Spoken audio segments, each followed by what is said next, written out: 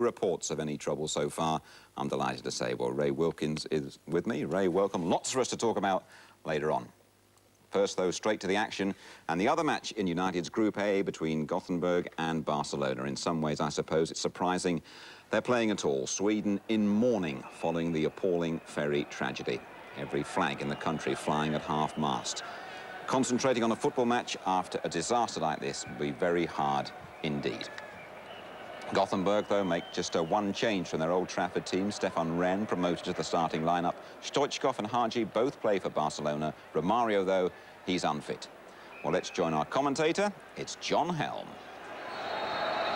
There's a naturally sombre atmosphere around the Ullevi Stadium this evening, and the rain has been teeming here for the past 2 hours as well, so it's going to be quite a difficult surface for these players.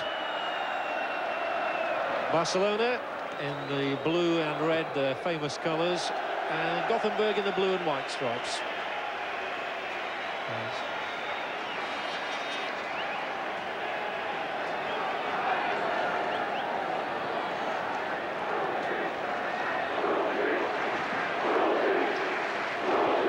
Straight up in the air for Rehn, turned back by Pettersson. And Martinsson tries to get inside that Barcelona penalty area.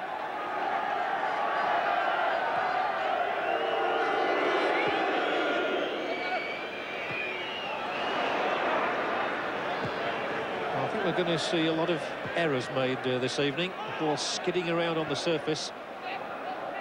Pettersson trying to open things up, and no free kick given, but it's given away, and the first shot of the game came in from Stefan Rehn.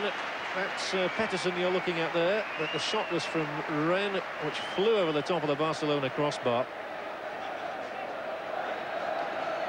Pettersson did well to get a pass in at all, and Rehn with a swinging shot over the top.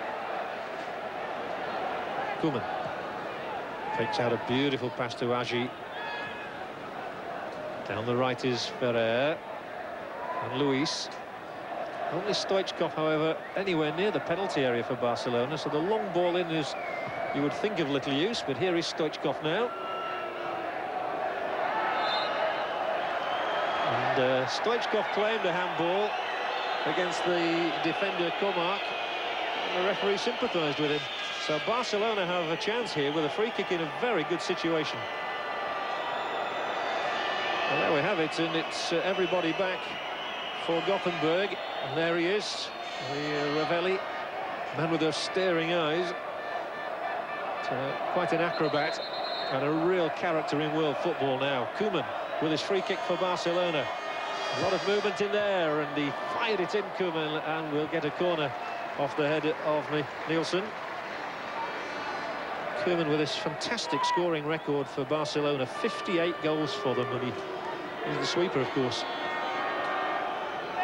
So these set pieces are all dangerous. And Stoichkov, another Barcelona corner, swung in and headed firmly away this time. Hagi almost found a way through. Oh, Pettersson, dreadful mistake to present the ball to Stoichkov, who says thanks a lot for that. What a ghastly mistake by Stefan Pettersson. He just didn't see Stoichkov lurking there, and Barcelona have a priceless away goal. It's a quite horrendous mistake here by Pettersson. Stoichkov couldn't believe it himself, and he just knocks it wide of Ravelli, and Barcelona have a lead they could scarcely have expected from this innocuous situation.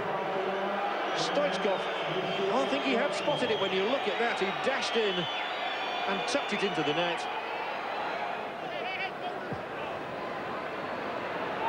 It's his first in this year's Champions League, but it's one that really could knock the heart out of this Gothenburg side. Barcelona had to come from behind in their previous game against Galatasaray. They're ahead inside 10 minutes.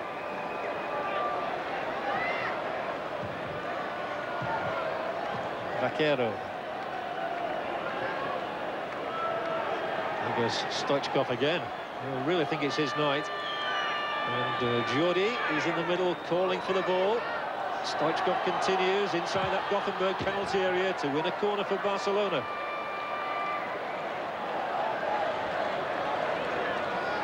It was a nightmare, that, for Ravelli, simply faced with the prospect of Stoichkov putting the ball past him from about, 15 yards.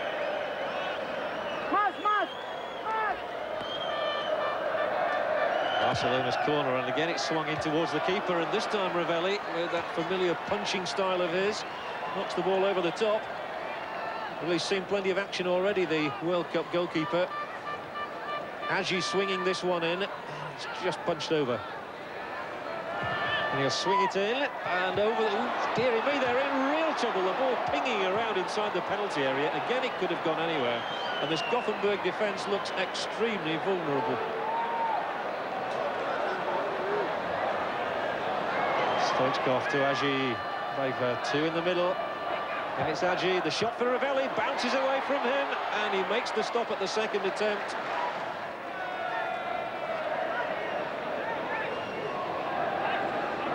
Now, this was the corner from Aggi a moment or two ago. Baquero didn't get a touch, headed away initially by Olsen. It came back in and was then cleared off the line. In desperate straits. Now Jordi looks enterprising. Shows he's got good ball skills as well.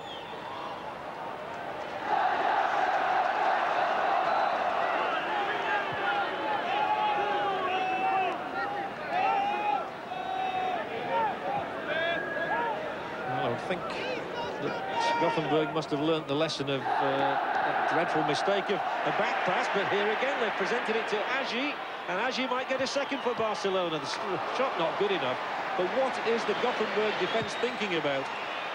Dallying like that in the face of attackers like Stoichkov and Aggi, they could have suffered the consequences a second time.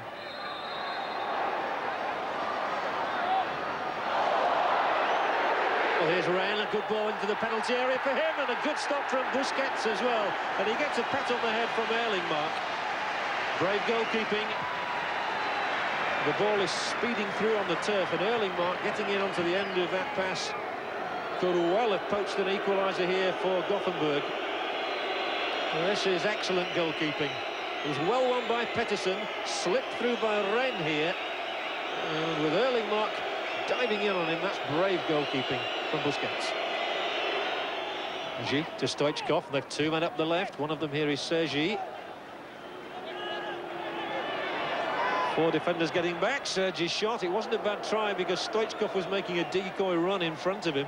Could well have unsighted Ravelli, but Sergi getting too much under the shot in the end, hoisting it over the top of Ravelli's crossbar. Well over the top.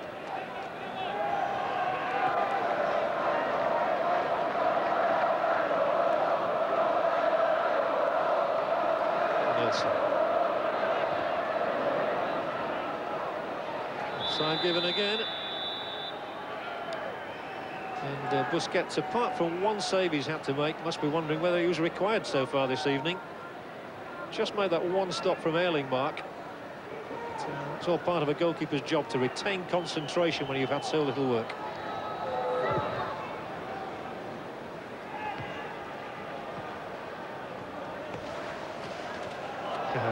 Cleverly, Sergi hung back there, and now he's got it through for Jordi. Jordi's through pass is dangerous, and here with a chance is Luis for a second one inside the area. The shot from Luis over the top, but another clear warning to Gothenburg. Their marking is very poor at times. He's held things up well here, Luis, and the shot whistling over the top of Ravelli's bar.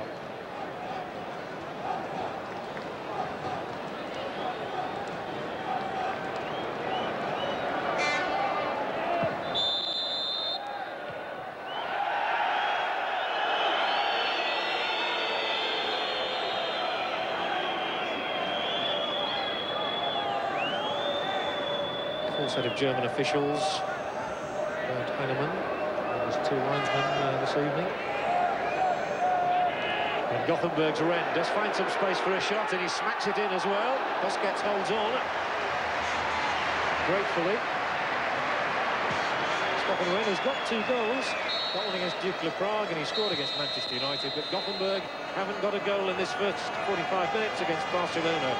Risto Stoichkov was gifted a goal after 10 minutes. Poor work in defence by Pettersson. The half-time score here is Gothenburg 0, Barcelona 1.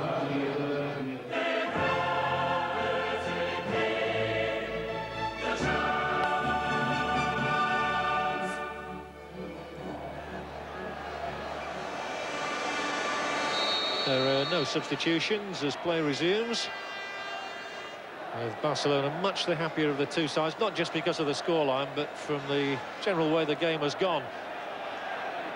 They've contained Gothenburg extremely well, and given the encouragement of that early goal, they've really bossed the match so far. Taking a leaf out of the Americans' book from the World Cup, we've got some statistics handed to us here. And apparently Barcelona have enjoyed 54% of possession, and that in an away game.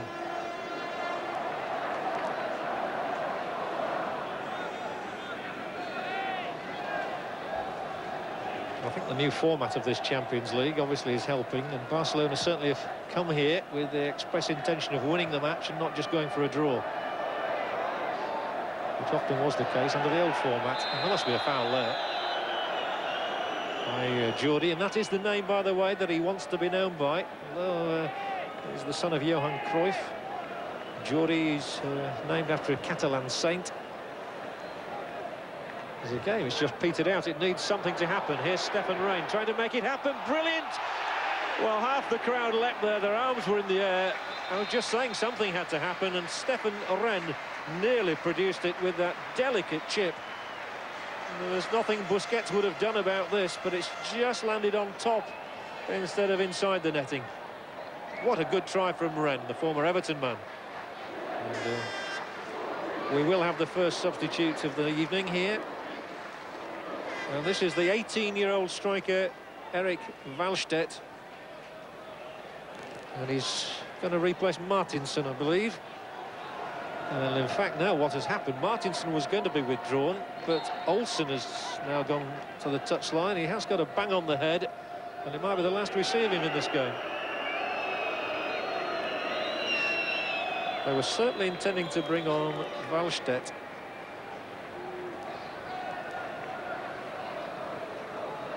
And that's Johansson there with the headband.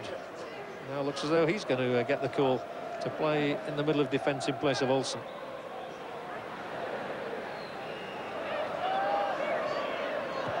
Nielsen. And it was nudged badly into the path of the opposition, and here might be, and here should have been, an equaliser for Martinson. And what irony that would have been, because Martinson was due to be withdrawn just before Olsen's injury. He stayed on because of that and has missed the best chance of the evening for Gothenburg. Busquets couldn't have done anything about it. He's missed by a whisker. The ball had spun away there to Erlingmark. He plays Martinson in, and you could not come closer to an equaliser than that without scoring. And Martinson now is coming off, and he will be replaced by this 18-year-old striker, Erik Wallstedt. A great moment for him. It's his European debut.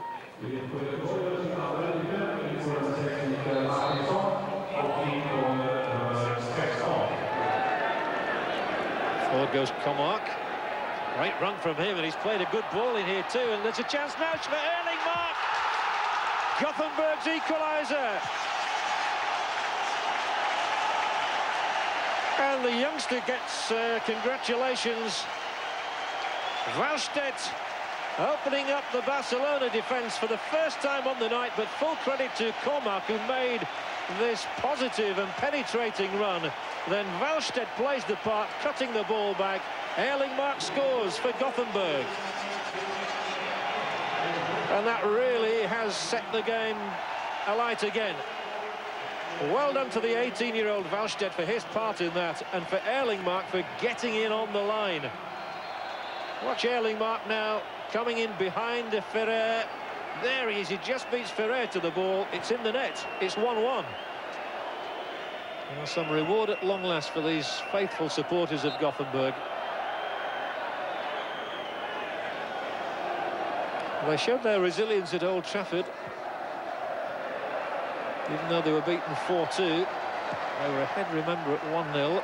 and scored early in the second half as well, so they are a team capable of scoring. Here goes Pettersson, he might get a second for them now. Cuts inside the defender, lovely chip from Pettersson. Misses the target though. And how that would have made up for his error in the 10th minute. Stefan Pettersson, who's scored so many goals throughout his career with Ajax and with this club in Gothenburg, tries to curl it around, but misses by quite a lot. Ivan to Nadal. He's trying to use his height and power up there in support of the attack. And it will be no corner because it's offside instead.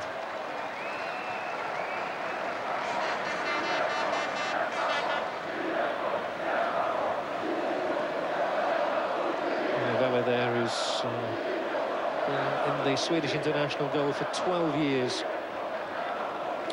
Age 35. And with those offsides, I would imagine that Stoichkov has been caught off probably 6 out of the 7. It's gone straight through. Pettersson's played a good ball in here. Is there a dramatic late finish? Not to be, and that would have been dramatic for the 18-year-old Wallstedt if he scored on his European debut. Well, just have snatched at it. Pettersson gets it through. It bounced back off Koeman to him. And to be fair, he didn't have much time to swing the leg. And you do wonder why Gothenburg didn't play like this a little earlier. Shown that they can find a way through. Pettersson with another chance. It's really not his night, is it? Stefan Pettersson, responsible for the Barcelona goal. He's had 2 good chances in this second half. They've played him into space again. Erlingmark hoisting that ball into his path. It's a good chance and he's blasted it well wide.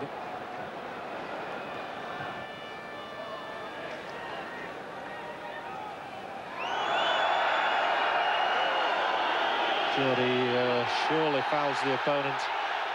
And maybe the occasion just getting a little bit too much for the 20-year-old here, Jordi. But the referee, I think, good, sensible refereeing, realising there's so little time left in this match. Oh, is this a winner?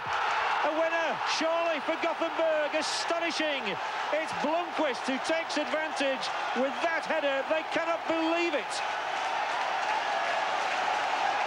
They've stood there all night getting absolutely soaked to the skin. They've seen their team behind from a calamitous mistake in the 10th minute virtually all evening. And then when it counts, Jesper Blomqvist has climbed high to nudge a header over Busquets, and astonishingly, and against all the odds, Gothenburg look like beating Barcelona, the Spanish champions. Well, that really came out of nothing. And I think the referee's got to take some credit here. It would have been very easy to have awarded a free kick and pulled up play when the crowd was having a go at Jordi. Instead, he allowed play to continue. The ball was swept forward, and Gothenburg have snatched surely victory. Gothenburg had not played well all evening. They've fought their way back into it with a substitution, and they've won the match dramatically. And that young man, 20-year-old Jesper Blomqvist, has produced a quite astonishing scoreline in the end. Behind after 10 minutes, when Pettersson's back pass opened the door for Stoichkov to give Barcelona the lead. Gothenburg finally got their act together. Erlingmark scored from across from the substitute, Wallstedt, with 17 minutes to go. And in the last minute, that young man, Jesper Blomqvist, rose high to head the ball over Busquets and steal the glory. Gothenburg have beaten the Spanish champions Barcelona. It's Gothenburg 2, Barcelona 1. Tremendous result then for Gothenburg. Ray, a tremendous result from Manchester United's point of view for a start. Yes, absolutely. It really was a good result for Gothenburg. They really worked very hard, and after the first half, where they could have actually been drowned, really, they came back and did ever so well. As John Helm was saying, there weren't all that many incidents in that particular game, but the equaliser, the first real attack from Gothenburg, and a terrific move as well. That's quite right. Kamark breaks from the back, and it's a great ball inside the fullback to Wallstedt, and his cross is met by Erlinger on the far post. a really good goal. It just goes to show if you attack the ball in the box, you've got half a chance. Typical striker's goal, that one. Yes, that's right. And I think this is Kamark again from the sort of right half position. Launches this ball into the box. Keeper here? Yeah, I think so. You know, Blomqvist is not going to score with a header from there, and Busquets comes out and gives him an open goal, really. Absolutely, but Barcelona, who would be coasting, and they'd be quite happy to get a draw there. I mean, it's up for grabs for them a little bit now, Ray. Yes, no question. You know, we look at Manchester United's result, great result from Man U. You've got to go to these places and not be beaten, and Barcelona have been beaten. OK, Ray, well, just take a look at that Manchester United match now. Earlier on tonight, our live match, of course, United emerged from Istanbul with a point, £250,000 as well, and their reputation intact after that goalless draw with Galatasaray. Brief highlights coming up now, and Don Howe, the England coach, is alongside Brian Moore.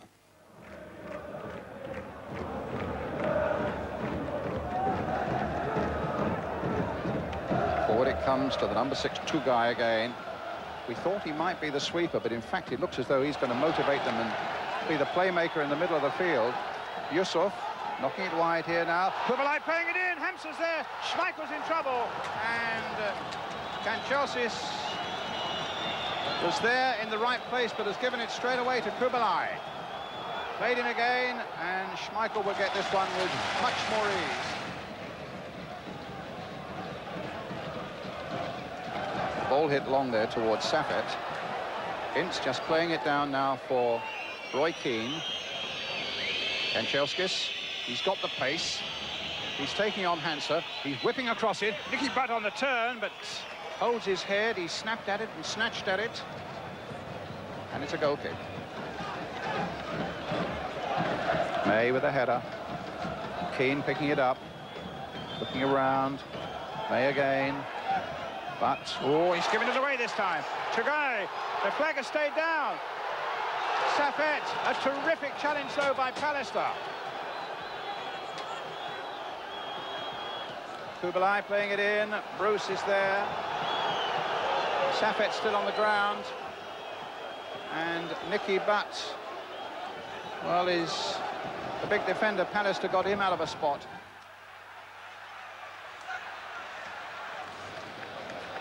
Here's Turgay.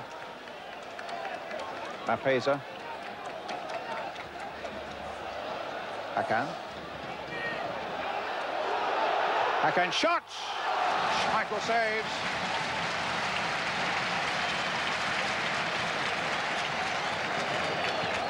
Nice move there. Lovely move by Galatasaray. But here again, it started in midfield from Mapeza. They've got to shut these midfield players down. This is Hakan, who does look dangerous. Hamza crossing the ball in. Oh, there's a chance here for Arif. And Schmeichel somehow grabbed it. That was a magnificent save. I mean, Arif's on this back post. He's beaten everybody, gone to the back post. He's in a shot, and he's took it out. He stopped it with his right hand, and then fell onto the ball. That was a brave, brilliant stop. Well done, Peter Schmeichel. It stays at 0-0. In comes Ince. No foul, at least no yellow card, but a foul given and a free kick again to Galatasaray. Here we see it again, Don. Well, here he is, he's in, he looks as though it's easy to score. Might have been offside. He gets his right hand, and then he starts to grab hold of it. It's sharp with the throw, and there's some space for Gary Pallister. Knocking it in towards Hughes, who's Jostling away, and Hughes with one of his famous volleys, and the keeper poured it away. Great volley, and a great save. A little over a quarter of an hour left now. Yep, just keep the concentration. Do things easy, do things simple. At the back, keep talking to each other, keep each other on our toes. Sharp with the long one. Bruce had gone in there. Kanchelskis tries to knock it in, and they just knock it off the line. So that gets in there under pressure from Hughes.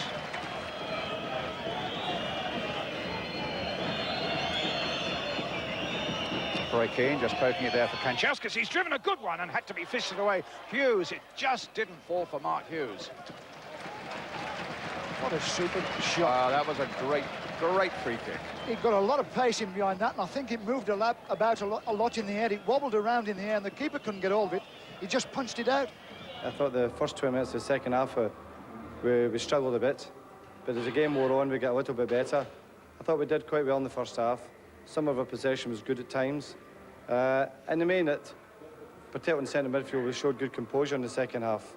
I was pleased. We did all the right things, and maybe we could have maybe had a bit more around about the penalty box where, you know, the goalkeepers did a great save from Andre. That could have given us a great result. Alex Ferguson chatting there to Gary Newbon. Nice and relaxed these days, Alex, even in that sort of cauldron over there in Istanbul. Could United have won it? Should they have won it, Ray? I think they possibly could have been a little bit more adventurous, but they got the right result. They haven't been beaten. And as long as you keep picking up points, you've got a chance. The lads at Brian Moore and Don Howard were saying, oh, it's all going OK, it's all going OK. And then Schmeichel had to bring out an absolutely brilliant save from a fellow they call the Joker over there, Arif, because they tend to introduce him late in the game. Yes, that's right. I thought he may have hit it first time, because if he pulls it down there, he gives Schmeichel the chance to come out and narrow the angle down. And Peter made an excellent save there. That really was a bit of a hairy moment for United. He's earned his corner. He's spread himself terrifically well there. In front of him, though, Bruce, and in particular Gary Pallister, had a terrific game, as we all knew they had to, because they're up against Safed, who's getting goals all over the place in Turkey. That's quite right. And we see here it's a great ball from Tugay to Safed, and we actually thought he was going to score. His first touch wasn't as good as he'd like to have been, and there's Gary Pallister making up a lot of ground, and it's obviously with the rulings nowadays, it's a magnificent challenge. You were pleased with the way the referee took control of things? I thought the referee was magnificent. I think, obviously, we spoke about how the players are going to react. It's a very difficult situation for referees as well, and I thought him and his officials were quite wonderful. And Kanchelskis struck that free kick at the end there. I mean, he really caught hold of it, and on another night, it just could have flown in. Yeah, no question, Jim. He really did hit this very nicely, and Stalce in the Galatasaray goal made a good save in the finish, because, as Don said, it moved a long way, that ball. Flew through the air, but no goals once again. I think that's 3 draws on the trot between those two clubs. But it puts Manchester United in a very healthy position, doesn't it, Ray? There we are, United on top there. Gothenburg in second place because they beat Barcelona tonight, and Galatasaray on the bottom.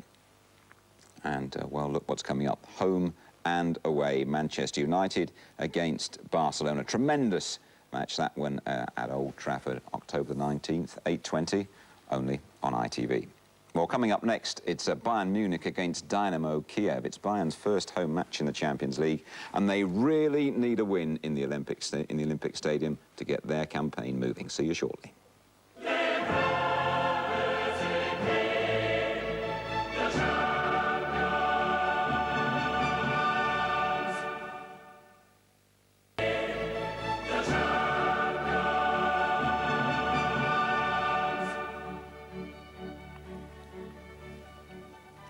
Hello once again. Well, in Group B of the Champions League, we've had a couple of shocks already in the opening games. Dynamo Kiev and Paris Saint-Germain are setting the pace. Surprisingly, Dynamo Kiev clinched the Ukraine title thanks to their fine form on the road.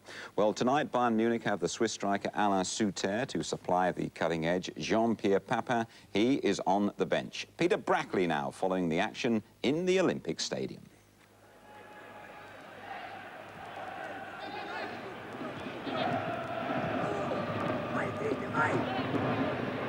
Souter. Good skill. Still Souter. A chance here. Was Gallinger who arrived and very nearly finished off that move there. Now, Scholl has been caught offside. Scholl, the man who supplied the cross, which Gallinger was almost able to convert. Just beyond his stride then.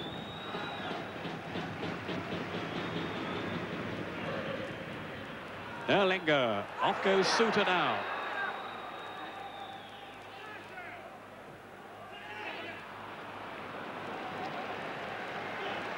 I think they're there to travel young Shamkovsky.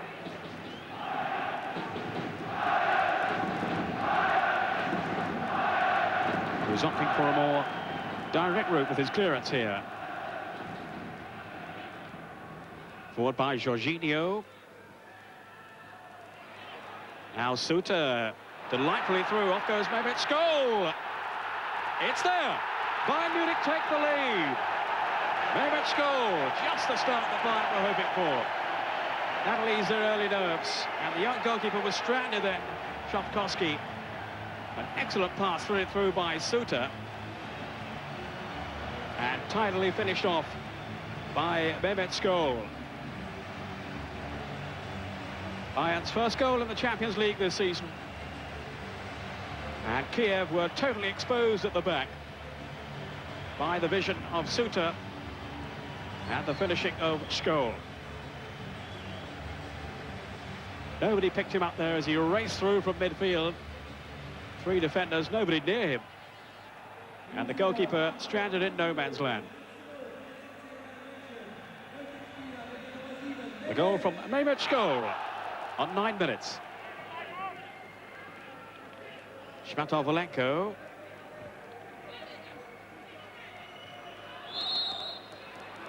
Fouled on Leonenko by Nerlinger, who has already been cautioned.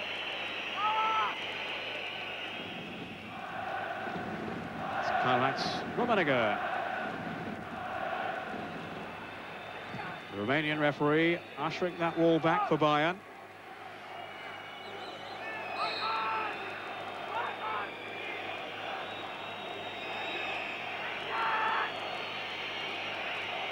Played off to Mihalenko. Not a bad effort at all from a man who missed a penalty. Remember in that first game of the Champions League against Spartak Moscow. Kovalets for Dynamo Kiev.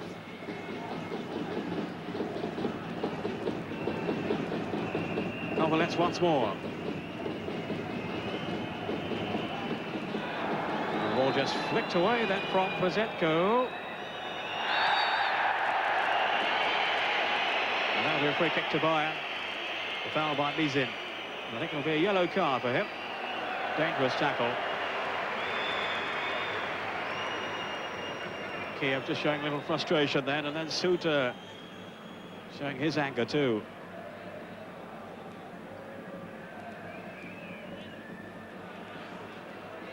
Joseph Sabo is a wily old fox, and he took over towards the end of last season with Kiev, guided them to the championship, and they're unbeaten, as I was saying earlier, at the start of this campaign. Now Mateus, as Bayern seek some more cohesion now in their efforts to break down Dynamo Kiev. Helmer. Can't get him behind them too. It's a foul on Suter. Not for the first time, he's saying. It's a yellow card for Mizin, and a red one. He's already been cautioned. Mizin sent off, and Kiev with big problems now, down to 10 men.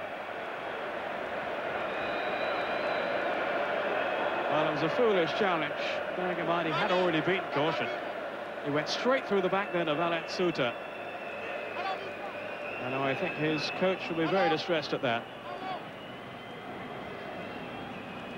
Very little attempt to play the ball without bringing down Suter first. Went right through the back of him. Ziege looking to open them up down this left side. Nerlinger, Ziege again. On for Suter.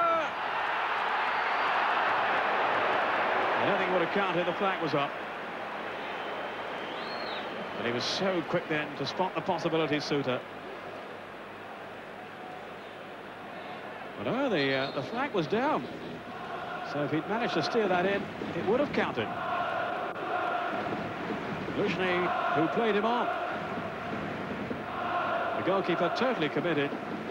And Suter, well, he'll be so disappointed there he couldn't finish it off.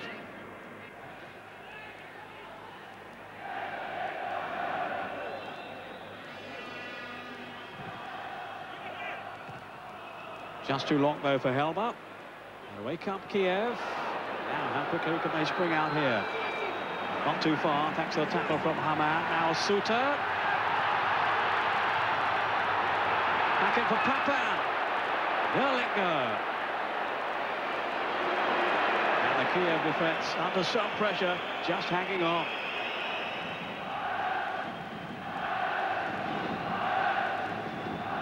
Suter's determination enabled him to ride the tackle. A lovely flick off then, almost into the path of Papan.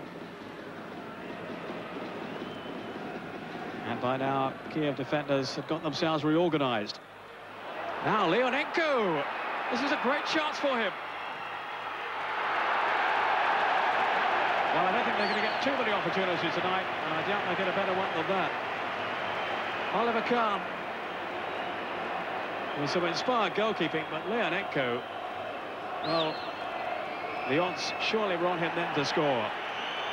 The keeper stood up well and smothered the shot.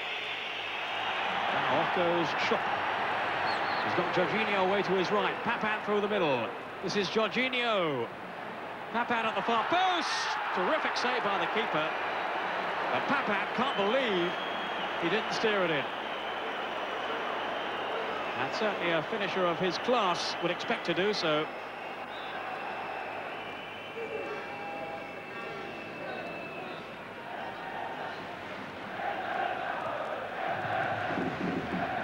Schupp. This is Hamann with Nerlinger. Nerlinger's run. Down goes Papan. One or two anguished looks from Kiev defenders, but the referee saw nothing wrong there, and rightly so. Repov with the pass to Luzhny. Oh, there's a chance here. And he's missed it. Kozovsky. Well, that's twice now in the second half. Kiev have failed to punish Bayern. Slipped by Mateus. And, well, he was completely unmarked then until Jorginho got him with a tackle. Mateus now. Papan was waiting at the far post. It'll be a free kick for the foul by young Vashchuk.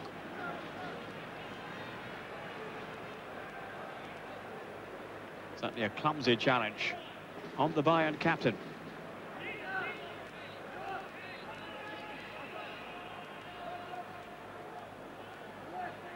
It'll be Jorginho with the free kick.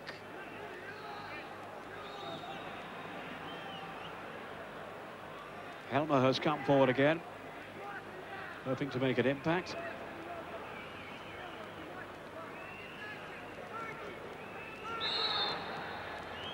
Jorginho's cross curled in and away for the corner off the head of substitute Rebrov. But nonetheless, the lead remains a precarious one, as Kiev have underlined. Here's Suter's corner. Well, the keeper lost it as Nerlinger arrived, and he was rescued by the crossbar that time. Curled over then enticingly by Suter. And it's Nerlinger who flicks it onto the bar.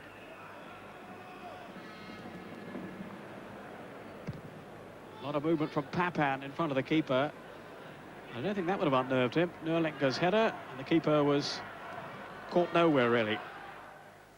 The result 1-0 then to Bayern. We'll have a competition coming up in a moment. I'll tell you about that shortly. But, Ray, a very, very important victory for the Germans. This was a big night for them. Yes, I think obviously losing in Paris a couple of weeks ago, this was a big night. And it was one of those nights where the result was slightly more important than the performance. And we saw Kiev had a number of chances, but it was a good result for Bayern. Kiev had a sending off, and looking at it, I mean, do you think that this would have happened before this season? Is this a new implementation of the harsher rules? Well, it was for 2 yellow cards, and this was the second one. After the first one, in actual fact, Suter and Mizin had a few words, in actual fact. And it's a very clumsy challenge. Can't complain about that. I don't think he complained about it. No, he had to go off for that. Now, Jean-Pierre Papin hasn't really got his game together yet for Bayern, has he? Poor chap, and the ball bounces viciously in front of him from that early cross from Jorginho. And Shovkovsky makes a very instinctive save, but there we see poor old Papin is a little bit distraught at the moment. Yes, of course, there were stories that he might come to Spurs, Papin, but he's ended up over there in Bayern Munich. I mean, he's getting slightly long in the tooth now. Do you think he's got the quality to come good again for them? Most definitely, yes. I don't think he's long in the tooth. I think he's a young man. I think there's a lot of football left in him, yeah, I think. Sure. But, I mean, Bayern Munich, I mean, one of the great names of European football, and we've got to watch them closely in the Champions League. Most definitely. They are a world-class outfit, a number of world-class players, and they'll be very difficult for anybody to beat. Kiev, though, I mean, looking at that edit, I must admit that they played a bit better than I thought, because they haven't got a great reputation when they travel, you know, when they travel in the Champions League. Anyway, they've done well domestically. Quite right, but they're all good players. They're all good users of the ball. And when they're down to 10 men, they make it very difficult for the side to play against them. And they've got quick players, and they'll get occasions to score goals. OK, thanks, Ray. Well, now that competition, I promised you, another chance for you to win a VI trip to the Nou Camp with our man Dennis Law for the Manchester United match on November the 2nd. Just one question.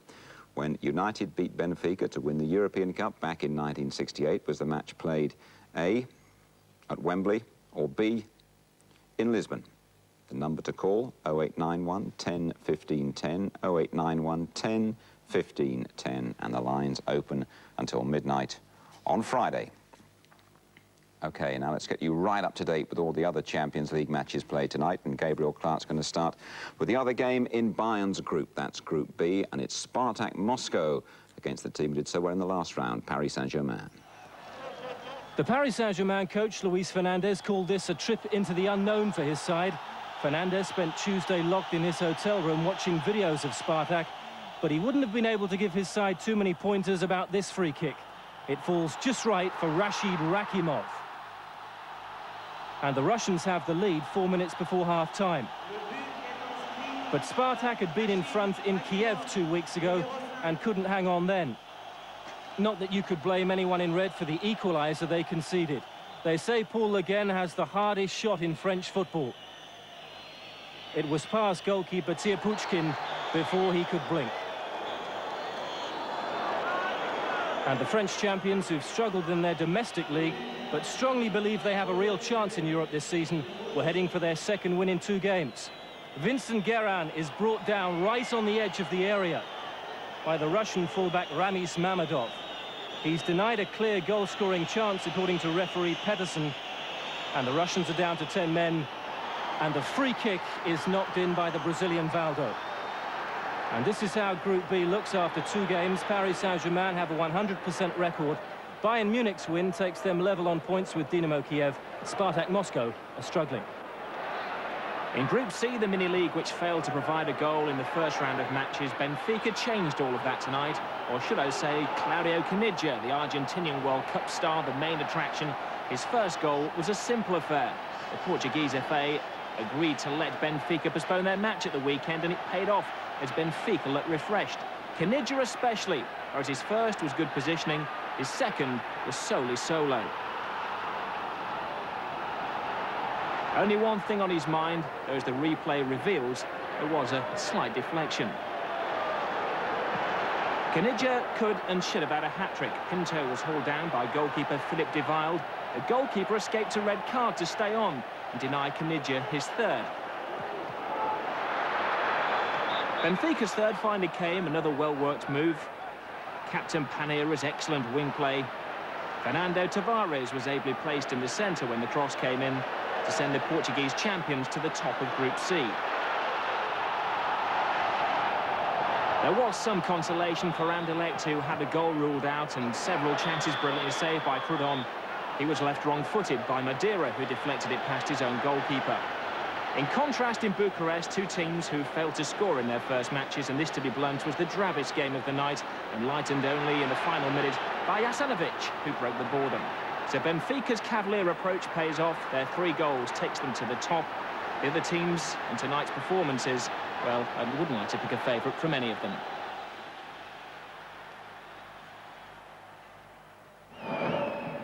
After 3 defeats in 6 games, AC Milan in white needed to destroy all the rumblings of a crisis.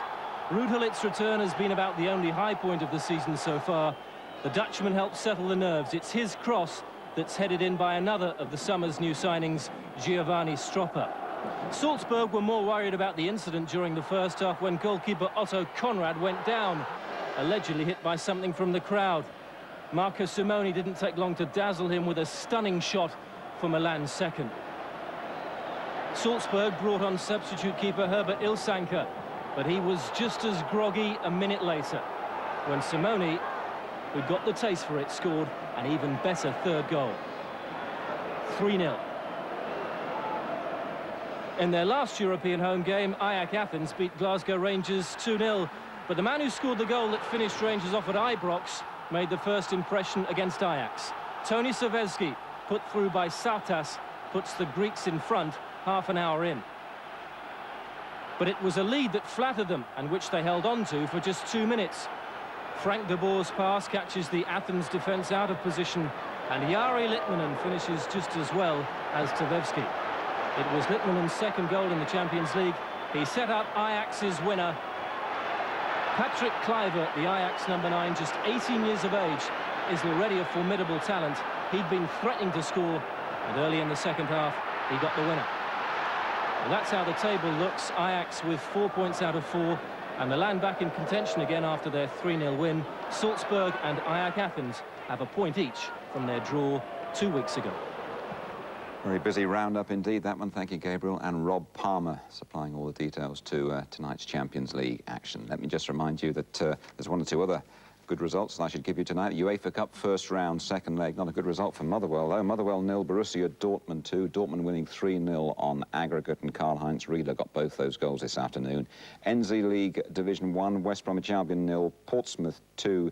Pethick and Paul Hall for Pompey. Coca-Cola Cup, second round, second leg. Derby 2, Reading 0. After extra time, 3-3 on aggregate, and Derby winning on the away goal. And Stoke City 1, Fulham 0. Extra time here as well. 3-3 on aggregate. Stoke winning on the away goals. We have more European action for you tomorrow night here on ITV. Bob Wilson will be at Villa Park. Aston Villa starting a goal down to Inter Milan in the UEFA Cup. The whole match live from 8 o'clock. But if you're in the Carlton area, you can see Arsenal against Omonia Nicosia in the Cup Winners' Cup. And, of course, we'll keep you in touch with the Villa Park action as well. Ray, tomorrow night, Aston Villa have to pull a goal back against Inter Milan. Can they do it, do you think? I think they can, yes, but they've got to be very cautious. Obviously, if they throw caution to the wind, Inter have some very good players, especially in Sosa and Bergkamp, who could hit them on the break and really put it beyond Aston Villa. But it's going to be a great night. It's going to be a very exciting night, and they've got to do a very professional job. I mean, they've obviously got to bomb them early on, but it'll be fatal, wouldn't it, if the Italians got away and got something early in the game, for example. It's the classic Italian game. They like to sit back and they like to hit teams on the break. And if Villa do expose themselves at the back, they do have players with immense talent that could really rip them to pieces. But I think Villa are going to give it the gun. I think, knowing Ron very well, knowing the way he likes to play in Europe, he's going to have a real go at them, and it should be a really exciting night. How apprehensive will Inter Milan be, even with all that experience that they've got in the team, Bergkamp and the like? They've got their goal. That's what they played for in the first game. They would have been wary of Aston Villa, but they've got their goal, and they'll go and defend that goal. And we'll be at Highbury. We certainly will. The Cup Winners' Cup, Arsenal, great pedigree in Europe. That's right. There should be a few goals there. That's right. They're 3-1 up, and they've got to play well. They've got to be professional, and George will like them to do a professional job. So that should be another good game. And a few goals should fly, and hopefully it should please all the Arsenal fans, won't it? We'll keep our fingers crossed, yeah. Good, Ray. Thanks very much indeed. It's my pleasure. Enjoyed your company here tonight. So there we are. Another Champions League round is completed. Manchester United going back to hell, as they called it, in Istanbul, and coming through very well indeed. United are top of the group. Alex Ferguson and the boys have got it right so far. But look what's coming up next. It's Barcelona, home and away. The Champions League is really coming to the boil. From Ray and myself, good night to you all. Bye-bye. This program was sponsored by Amstel and Reebok, UEFA Champions League sponsors.